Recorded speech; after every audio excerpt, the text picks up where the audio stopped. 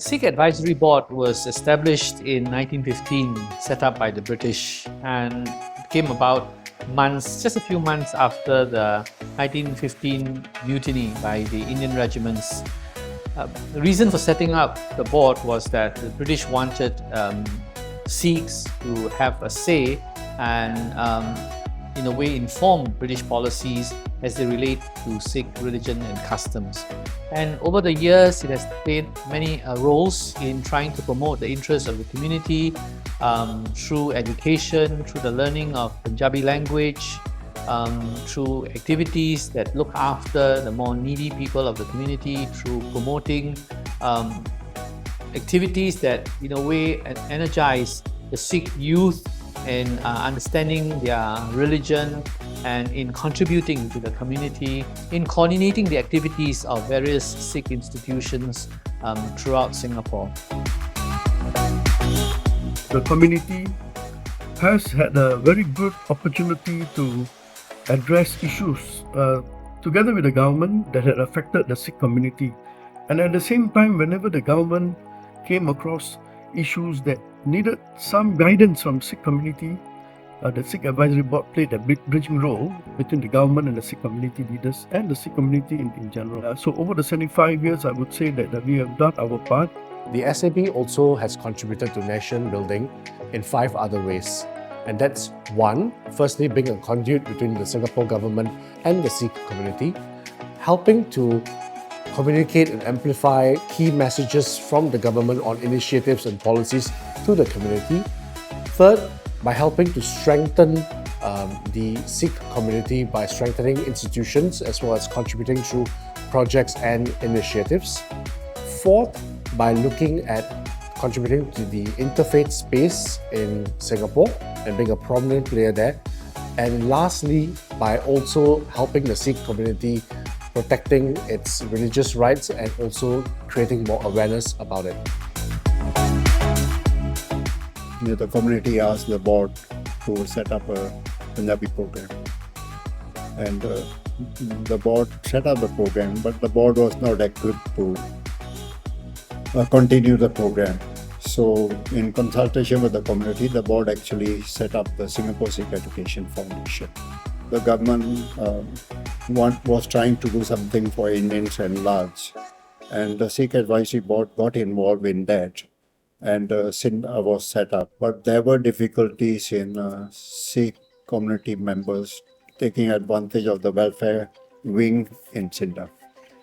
So the board sat down with the community and said the best way to address our welfare issue is to set up a welfare council. Following that, we were also at the same time trying to get the government to recognize Punjabi at all levels. So the board worked with the other communities and set up the board for teaching and testing of South Asian languages. Along came the permission from the government that we could start Punjabi.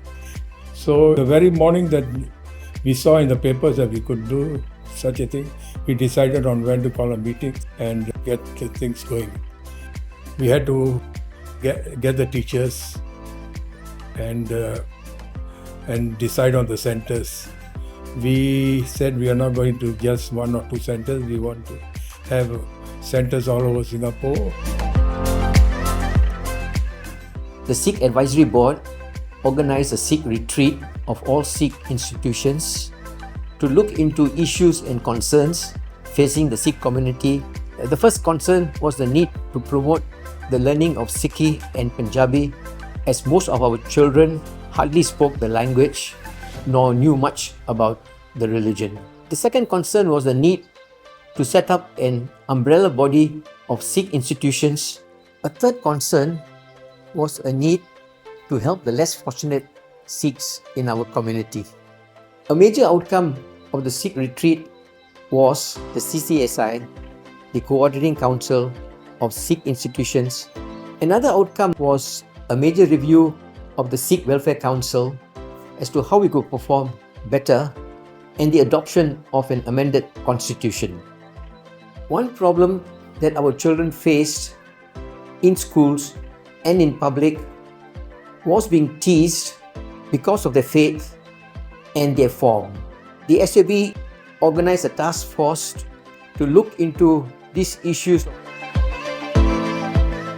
The SAB noticed a gap within the Sikh community where women were underrepresented, especially in leadership positions.